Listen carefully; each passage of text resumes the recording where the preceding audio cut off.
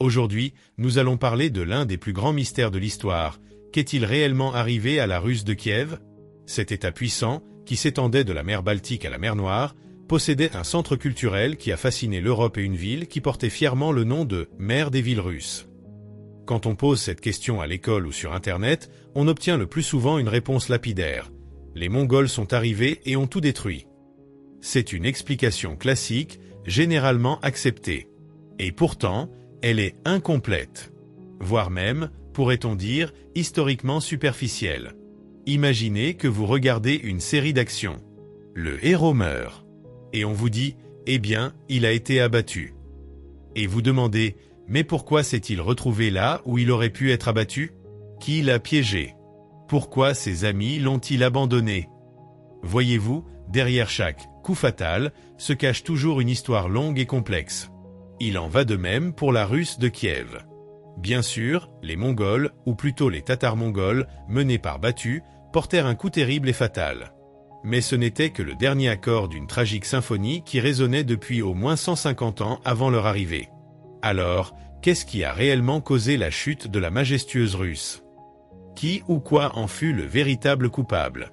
Nous vous suggérons d'oublier vos manuels scolaires quelques instants et de plonger au cœur de la politique, de l'économie et même des drames familiaux du Moyen-Âge.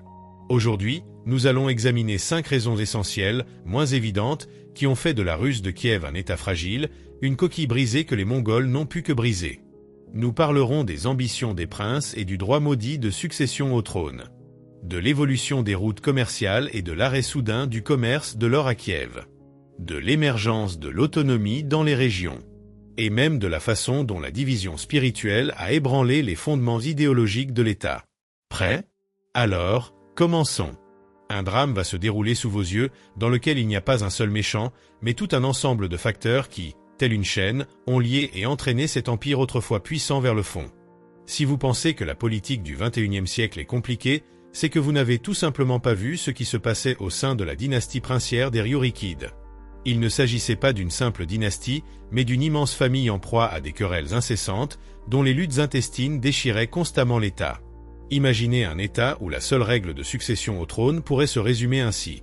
Chaque prince a droit à tout, et nul n'a droit à quoi que ce soit en particulier. C'est précisément ainsi que fonctionnait la fameuse « loi de l'échelle ». Quelle loi miraculeuse! C'était un système unique et, comme on l'a vu, autodestructeur. Selon cette loi, les trônes, et en particulier celui de Kiev le plus convoité, ne se transmettaient pas de père en fils. Ils se transmettaient horizontalement, de frère aîné à cadet. Et lorsque tous les frères d'une génération disparaissaient, le tour revenait au représentant le plus âgé de la génération suivante, c'est-à-dire au neveu aîné. Ça paraît noble, n'est-ce pas? Comme un contrat familial. Mais en pratique, c'était la recette d'une guerre civile sans fin. Premièrement, dès la mort d'un grand-duc, une « course au trône » commençait. Chaque prince héritier avait le droit de monter d'un rang, souvent vers une principauté plus lucrative. C'était ce qu'on appelait la transplantation. Deuxièmement, ce système obligeait les princes à se déplacer constamment avec leurs épouses d'une ville à l'autre, au gré de leur tour de succession. Combien de souverains connaissez-vous qui aiment bouger sans cesse? Aucun n'était profondément attaché aux terres qu'ils gouvernaient temporairement. Leur préoccupation n'était pas le développement de cette ville en particulier, mais comment gagner plus d'argent et accéder plus rapidement à Kiev. Troisièmement, et c'est le plus effrayant, le système ne définissait pas clairement qui était l'aîné. Et que devaient faire les fils du prince régnant à Kiev? À la mort de leur père, leur place dans l'ordre de succession chutait brutalement, car la priorité revenait à leurs oncles. Bien sûr, les fils s'y opposèrent et déclenchèrent une guerre pour leur héritage légitime. Quel en fut le résultat? Au lieu d'unir leurs forces et leurs ressources contre des ennemis extérieurs, comme les Polovtsiens eux-mêmes, les princes de Russe gaspillèrent ces ressources dans des guerres intestines. Pensez-vous qu'il soit possible de bâtir un État fort et uni quand, au XIIe siècle, Kiev survécut à 6 prises et pillages en seulement 30 ans? Quelle est la valeur d'une telle unité quand des princes de différentes régions, comme André Bogolyubski, prince de Vladimir Souzdal, pouvaient venir incendier Kiev, ce qu'il fit en 1169, et refuser simultanément de monter sur le trône, ne retenant que les symboles du pouvoir et laissant la ville en ruine? C'était un signal clair, la table de Kiev n'était plus le seul centre d'intérêt. Chaque prince régional puissant estimait qu'il valait mieux être un maître indépendant chez lui que de lutter constamment pour un pouvoir illusoire dans une Kiev instable. Les conflits dynastiques des Ryurikides n'ont pas seulement affaibli l'État, ils ont alimenté l'égoïsme régional et sapé l'idée même d'unité. Ce fut la première et la plus profonde scission, jetant les bases d'une catastrophe ultérieure. La loi de succession devint un fléau et les luttes intestines, un sport national qui mena finalement au déclin.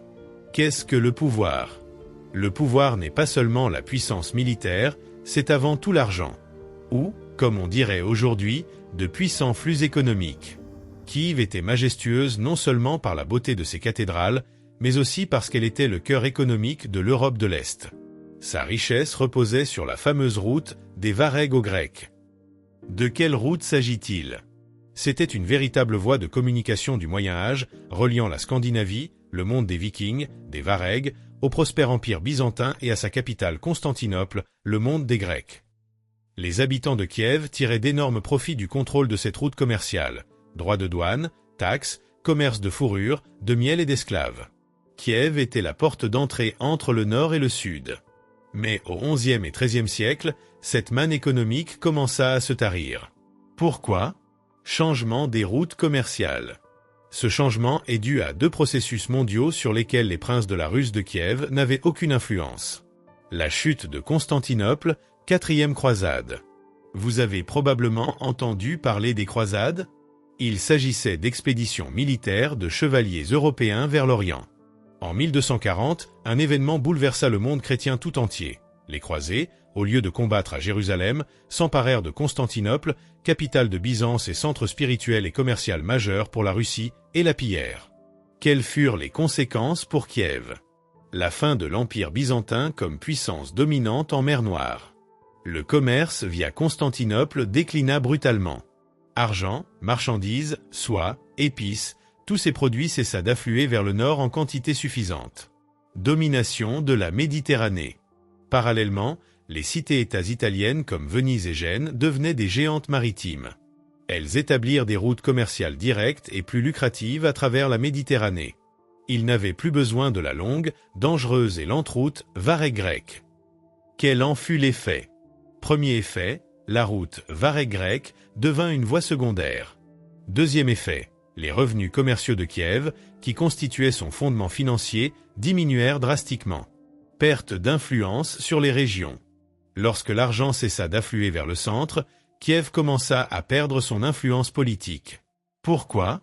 Autrefois, le grand prince de Kiev pouvait financer d'importantes campagnes militaires, payer ses guerriers, faire des présents et entretenir un vaste appareil administratif. Il était le « banquier » de toutes les autres principautés. Mais lorsque son trésor fut vide, les princes régionaux commencèrent à penser « Pourquoi devrais-je écouter Kiev ? Je suis riche, mes rivières regorgent de poissons, mes terres sont fertiles et je contrôle moi-même les routes commerciales locales. » Prenons l'exemple de la Galicie et de la Volhynie à l'ouest, qui commerçaient avec la Pologne et la Hongrie. Ou encore la principauté de Vladimir Souzdal, au nord-est, qui prospéra grâce aux voies fluviales de la Volga et entreprit activement la colonisation de nouvelles terres. Ces nouveaux centres économiques n'étaient plus dépendants des ressources financières déclinantes de Kiev. Un centre économiquement faible peut-il soutenir un État aussi vaste ? Bien sûr que non. Une économie dispersée peut-elle résister à une menace extérieure ? Certainement pas. Le déclin économique de Kiev est la seconde raison, et peut-être la plus fondamentale, de son effondrement. Kiev n'était plus rentable. Et lorsque les intérêts économiques ont divergé, l'unification politique est devenue tout simplement superflue pour les élites régionales.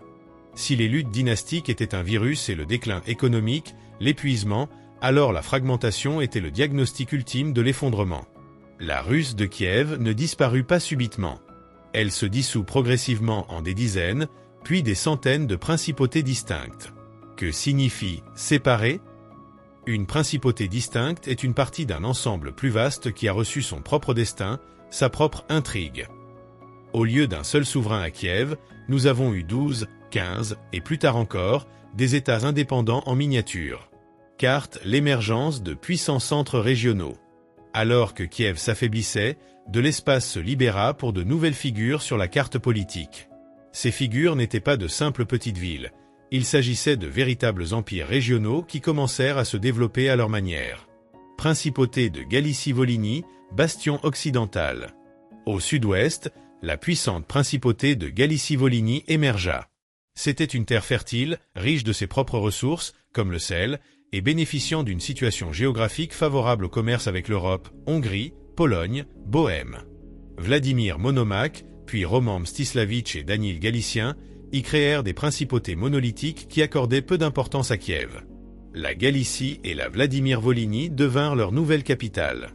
Elles disposaient d'une puissante aristocratie, les boyards, souvent plus influents que le prince lui-même.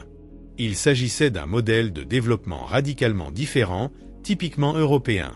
Principauté de Vladimir Souzdal, nord-est. À l'opposé, la principauté de Vladimir Souzdal se situait dans les forêts du nord-est, à l'abri des raids des steppes. Les princes y établirent un pouvoir absolu sur leurs terres, s'appuyant sur la force et la colonisation de nouveaux territoires. Des princes comme André Bogoliubski, celui qui incendia Kiev, ignorèrent délibérément la capitale, préférant établir de nouveaux centres, Vladimir, Souzdal et plus tard, Moscou. Ils créèrent en réalité un nouveau modèle d'État où le prince détenait tout le pouvoir et l'opposition boyarde était insignifiante. Leur intérêt se portait sur l'Est et le Nord, et non sur les rapides du Dnipé. Tchernihiv, Polotsk, Ryazan. Outre ces deux géants, il existait toute une série de principautés moyennes et petites. Tchernihiv, Pereyaslav, Polotsk, Mourom, Ryazan. Chacune d'elles devint une entité politique autosuffisante. Épée croisée, chaque principauté mène sa propre politique. Quelles furent les conséquences de cette fragmentation? Faiblesse militaire. Au lieu d'une seule grande armée de 100 000 hommes, la Russe se retrouva avec 10 petites armées de 10 000 hommes qui n'agissaient jamais de concert. Lorsqu'une principauté était attaquée, les autres restaient impassibles, se réjouissant même souvent de l'affaiblissement de leur rival. Politique étrangère. Chaque principauté commença à nouer ses propres alliances avec des ennemis extérieurs. Par exemple, un prince pouvait appeler les Polovts à combattre son frère, sans égard pour les intérêts nationaux. Il en résultait chaos et trahison au sein de l'État. Crise idéologique, la perte d'un centre unique entraîna la perte d'une idée commune. Au lieu d'être la Russe, ils devinrent le pays de Vladimir, le pays de Galich, le pays de Tchernigov. La fragmentation ne se limitait pas à un simple partage territorial. Elle symbolisait l'effondrement d'une volonté politique unifiée. Avant l'arrivée des Mongols, la Russe de Kiev n'existait plus de facto en tant qu'État unifié. Elle était un conglomérat de mini-États en guerre, prêts à être absorbés par un ennemi extérieur. Souvent, lorsqu'on parle d'ennemis, on ne mentionne que les Mongols. Pourtant, aux frontières méridionales de la Russie, notamment autour de Kiev et Pereyaslav, une guerre non déclarée, constante et épuisante, a fait rage pendant 2 siècles. Les principaux ennemis étaient les Polovts, également appelés Kiptchaks. Imaginez un État en guerre permanente. Ces frontières méridionales forment un front de plusieurs centaines de kilomètres.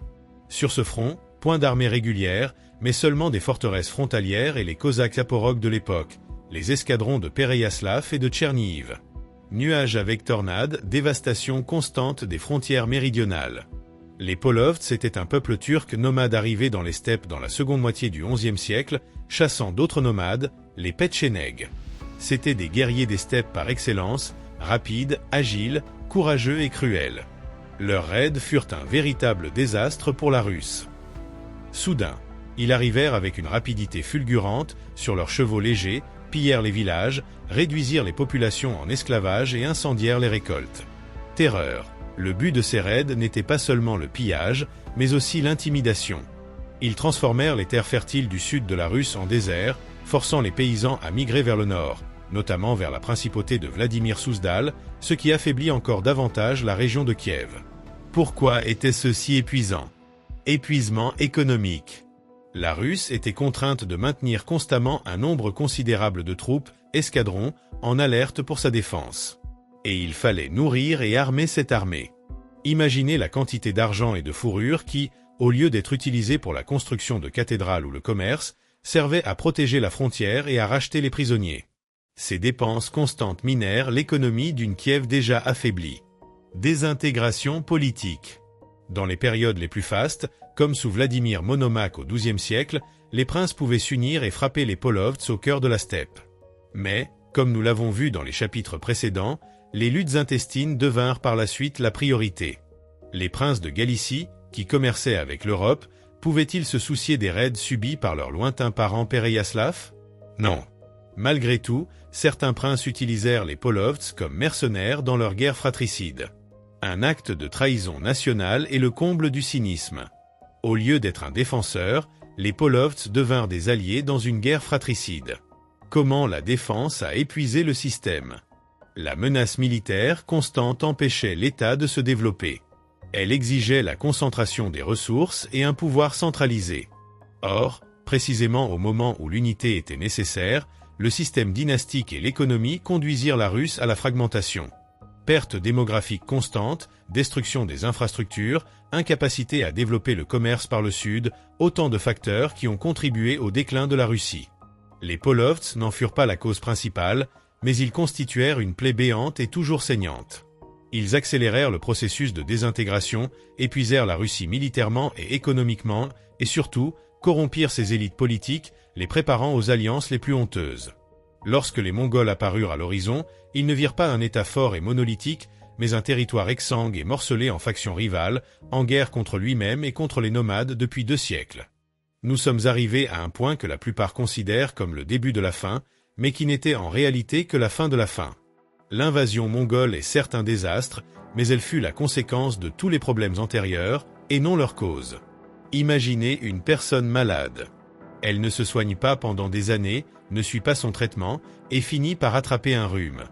Un rhume n'est pas la cause principale du décès, mais il devient le coup de grâce pour un organisme déjà affaibli. La Russe de Kiev était cet organisme affaibli. Tableau avec tendance descendante, pourquoi la Russie était-elle déjà affaiblie? Lorsque les armées mongoles et russes se rencontrèrent pour la première fois sur les rives de la Kalka en 1223, la Russie connaissait déjà les problèmes systémiques suivants. Division politique, dynastie, les princes étaient en proie à des luttes intestines. Ils arrivèrent à la Kalka avec 3 armées distinctes et mal coordonnées, Kiev, Tchernigov, Galicie-Volhynie, qui ne se faisaient pas confiance. L'un des princes, Mstislav le Brave, galicien, s'enfuit après la défaite sans même avertir les autres princes du danger. Un autre, Mstislav de Kiev, resta retranché sur une colline fortifiée tandis que les Mongols écrasaient ses alliés. Une telle unité n'était qu'une parodie d'armée. Déclin économique, Kiev, le pouvoir central ne pouvait financer l'armée pan-russe. Chaque région ne finançait que sa propre défense, ce qui la rendait insuffisante. Épuisement militaire, Polovts, les principautés du Sud étaient constamment épuisées par la lutte contre les Polovts. Elles ne disposaient d'aucune réserve. Les Mongols, sous le commandement de Batu, qui s'installèrent définitivement en 1237, se retrouvèrent face non pas à un empire unifié, mais à des principautés distinctes. Ils exploitèrent leurs faiblesses internes contre la Russie. Ils attaquèrent successivement, d'abord Ryazan, puis Vladimir, puis Tchernigov, et enfin, en décembre 1241, Kiev. Aucune principauté ne vint en aide à une autre. Chacun espérait que le désastre l'épargnerait. Nuage avec tornade mongole, ceci est la conséquence, non la cause. L'invasion mongole fut l'épicentre de la destruction. Les villes furent rasées, environ 40% des villes russes déclinèrent, les élites exterminées et la Russie fut soumise à un système de vassalité, marché et tribut. Mais le point essentiel est le suivant. Les Mongols n'ont fait que parachever un processus entamé bien plus tôt. Tels des vautours se jetant sur un cadavre, ils ont figé la situation politique, mettant fin aux luttes intestines, puisqu'il n'y avait plus qu'un seul maître, le camp, mais ont légalisé la fragmentation. Ils ont soutenu les centres régionaux, comme Vladimir, puis Moscou, qui leur étaient soumis et ont réprimé ceux qui résistaient, Kiev, Tchernihiv. Une Russe de Kiev forte, unifiée et centralisée aurait-elle pu tenir tête aux Mongols? Probablement pas, car elle était la plus grande puissance militaire du XIIIe siècle. Mais elle aurait pu opposer une résistance plus farouche et peut-être préserver la continuité politique, comme l'ont fait certains pays d'Europe occidentale. Cependant, une Russe divisée était vouée à la défaite. Les Mongols n'étaient que les bourreaux qui exécutaient la sentence prononcée contre la Russe par ses propres princes et les réalités économiques. Tout grand État ne repose pas seulement sur les épées et l'argent, mais aussi sur une idée commune, sur un esprit unique. Dans la Russie médiévale, cet esprit unificateur était l'Église orthodoxe. Le prince Vladimir le Grand a introduit le christianisme sur les terres de la Russe en 1888. Il ne s'agissait pas seulement d'un acte religieux, mais d'un choix politique et civilisationnel. L'Église est devenue le pilier spirituel de l'État. Unité. Le métropolite de Kiev était le seul guide spirituel pour toutes les terres de la Russe, quel que soit le souverain. Culture. L'Église a apporté l'écriture, l'éducation, l'architecture, les conciles et les lois, les statuts ecclésiastiques. Mais avec la fragmentation croissante, cette unité spirituelle a commencé à se fissurer. Cœur brisé, schisme au sein des centres ecclésiastiques. Rappelons-nous comment les princes régionaux ont commencé à ignorer Kiev. Le même phénomène s'est produit au sein des centres ecclésiastiques. La lutte pour la métropole, l'exemple le plus frappant est celui des princes de Vladimir Souzdal. Ils commencèrent à exiger du patriarche de Constantinople, auquel la métropole de Kiev était subordonnée, la création d'une métropole distincte dans leur région afin d'être indépendants de Kiev, même spirituellement. Le transfert de la résidence. En effet, au XIVe siècle, après le pogrom mongol, le métropolite de Kiev commença à errer. Il transféra sa résidence d'abord à Vladimir-sur-Kliazma, puis à Moscou. Bien que la ville continuât nominalement à porter le nom de Kiev, le véritable centre de la vie spirituelle de la Russe se déplaça vers le nord-est, là encore en raison de l'affaiblissement et du danger que représentait Kiev. Quelles furent les conséquences pour l'idéologie? Bougie de perte de l'unité spirituelle. L'Église cessa d'être un arbitre neutre et un dénominateur commun pour toutes les principautés. Elle devint un instrument entre les mains des souverains régionaux. Les princes du Nord-Est s'en servirent pour légitimer leur nouvelle capitale, se proclamant défenseurs de l'orthodoxie. Les princes de Galicie-Volhynie, se sentant isolés, tentèrent à plusieurs reprises de créer une métropole galicienne distincte afin d'égaler le Nord-Est. La crise idéologique résidait dans l'effondrement de l'espace spirituel commun de la Russe. À une époque où la volonté politique et économique commune faisait défaut, la force spirituelle pouvait maintenir l'unité du pays. Mais lorsqu'elle commença elle aussi à se fragmenter, l'idée d'une Russe unie s'évanouit. Peut-on encore appeler État un pays qui a perdu sa capitale, son armée, son trésor et son centre spirituel? Quelle idée pouvait désormais unir le prince de Vladimir Souzdal, en guerre contre Novgorod, et le prince de Galicie-Volhynie, qui convoitait la Pologne? Aucune. La crise idéologique fut l'effondrement final qui rendit inévitable la chute de la Russe de Kiev. Nous sommes passés d'une simple explication du type « les Mongols et tout le reste » à une analyse approfondie d'une crise systémique. Alors, que s'est-il réellement passé pour la Russe de Kiev? Réponse courte, elle n'a pas été anéantie d'un seul coup, mais est morte d'une maladie chronique mal soignée. Réponse complète, la Russe de Kiev était un système à bout de souffle. Son ancien modèle politique, fondé sur la loi de l'échelle, a cessé de fonctionner au XIIe siècle. Ce modèle avait été conçu pour les premiers États, à une époque où la volonté des grands princes était encore prépondérante. Mais il n'a pas résisté à l'épreuve du temps ni aux ambitions des nouvelles générations. Résumé, un ensemble de facteurs. Ce n'est pas une seule raison, mais un ensemble de facteurs, telle une chaîne, qui a entraîné la chute de l'État. Lutte dynastique, la maudite loi de l'échelle, a fait de la guerre civile un état permanent de la Russe. Déclin économique de Kiev. La modification des routes commerciales a privé Kiev de ses ressources financières, ce qui a sapé son autorité politique. Fragmentation politique. De puissants centres régionaux émergèrent, Alich, Vladimir Souzdal, refusant de se soumettre aux règles de la Russe de Kiev. Épuisement extérieur. 2 siècles de raids polovtsiens incessants épuisèrent le potentiel militaire et économique des principautés du Sud. Crise idéologique. L'effondrement de l'unité de l'Église et la perte d'un centre spirituel unique provoquèrent la fragmentation de l'idée de « russe ». Les Mongols, Tatars mongols, arrivèrent sur le théâtre des opérations militaires, où l'essentiel du conflit avait déjà eu lieu. Ils ne furent que de cruels conspirateurs, semant la mort et imposant leur volonté aux vestiges de la grandeur passée. Carte un héritage fondateur des États futurs. Mais l'histoire ne s'arrête pas là. La Russe de Kiev disparut, mais l'héritage russe langue, culture, tradition religieuse fut préservé. Ces principautés spécifiques, ces fragments de l'Empire, ne périrent pas. Ces territoires se transformèrent et devinrent le fondement de la formation de nouveaux États. La principauté de Galicie-Volhynie, qui devint plus tard une partie du Grand-Duché de Lituanie et du Royaume de Pologne, donna naissance aux terres de l'Ukraine occidentale, préservant la langue et la culture russe ukrainienne.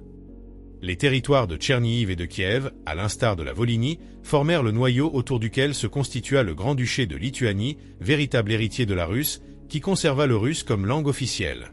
Les territoires de Polotsk et de Touriv jetèrent les bases de l'identité biélorusse.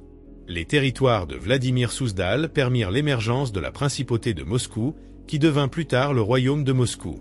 Ainsi, la disparition de la Russe de Kiev ne marqua pas une fin, mais le début d'une nouvelle ère. Une période où des identités nationales distinctes ont commencé à se former sur les ruines de l'Ancien Monde, menant finalement à l'émergence des peuples modernes, ukrainiens, biélorusses et russes, chacun héritant à sa manière d'une part du grand patrimoine qui vient. Ce n'était pas l'histoire d'une chute, mais celle d'une renaissance. Et quelle principauté, selon vous, aurait le mieux résisté aux Mongols si elle avait agi de manière indépendante ? Exprimez votre opinion dans les commentaires.